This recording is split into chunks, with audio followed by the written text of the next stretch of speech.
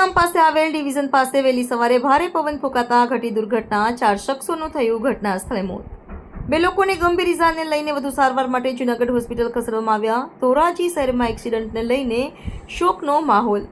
હોસ્પિટલે મૃત્યુ પામેલાના સગા સંબંધીઓ ઉમટી પડ્યા રિપોર્ટર આસિફ ખોખર